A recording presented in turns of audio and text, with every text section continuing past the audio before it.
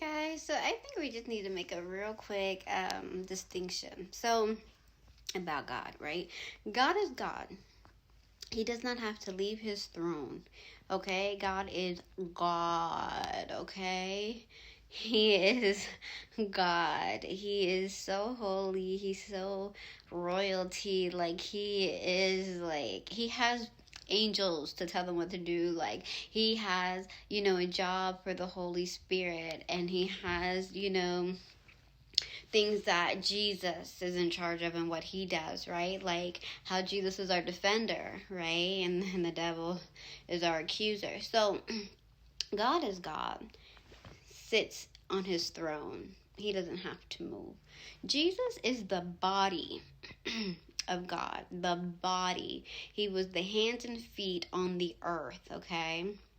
And the Holy Spirit is the Spirit of God in the earth, right? The same Spirit that was in Jesus Christ, right?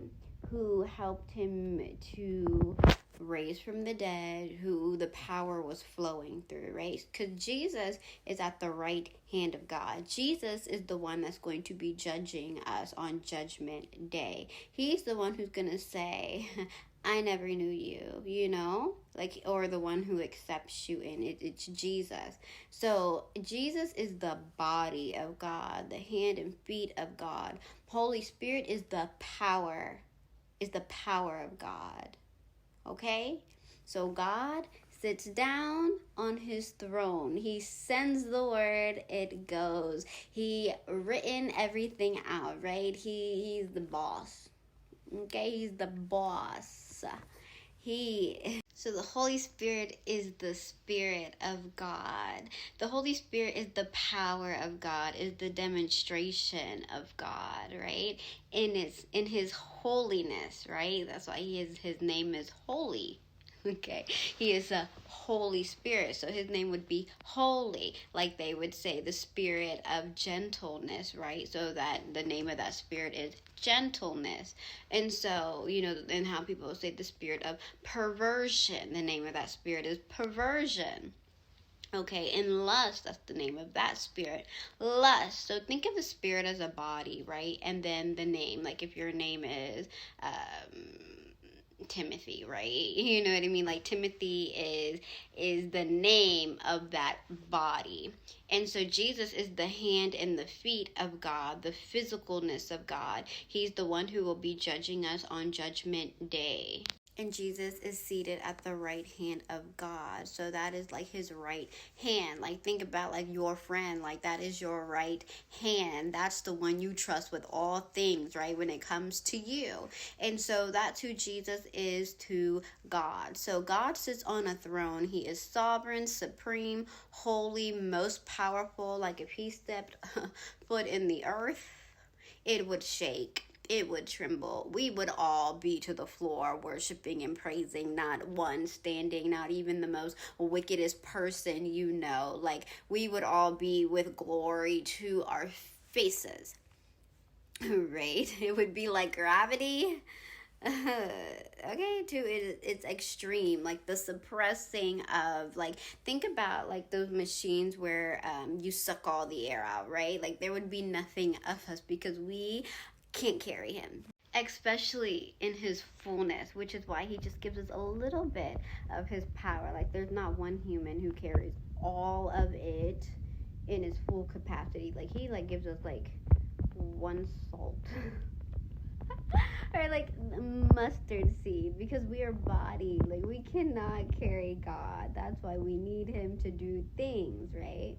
We can't carry him. There's no way. We can carry pieces of him, but we can't carry him. And so think of it like that, so God is like the one who calls the shots, right? Who makes things happen. Jesus is the hand and feet of that, the one who defends us, like I said, when the enemy is attacking us and he's like, no, you're forgiven, you're good. Or the one who's like, okay, you're going to heaven, you're going to hell, right? And then the Holy Spirit is the power of God, in its holiness. And we could even go as far as to say, which is why we would want the power of God, right? Because there's no ill intent connected to it, because it is from a holy, right, source, which is God, right? Which I really don't even like calling him a source, but and which is why, like, the dark world, right, like with Satan's kingdom, which is Satan had principalities, powers, rulers of the darkness of this world, and wickedness in high places, right? Which is why when you are dibbling and dabbling and doing witchcraft and those things, like, you open doors to wicked things, because that power is not holy.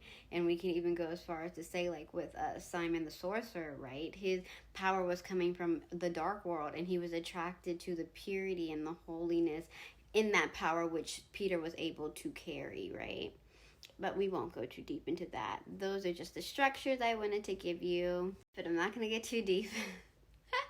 But, so think of, like, the triangle, right? God is the head, Jesus would be to the right, which this is my right, and Holy Spirit to the left, and in equal, right? And so just different parts, which God goes back to. They are all one in God, right? They're just different parts of God.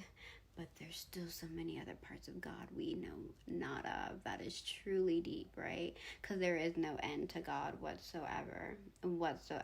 Like an ocean deep. You would just keep swimming and swimming and swimming and swimming. Like, it is.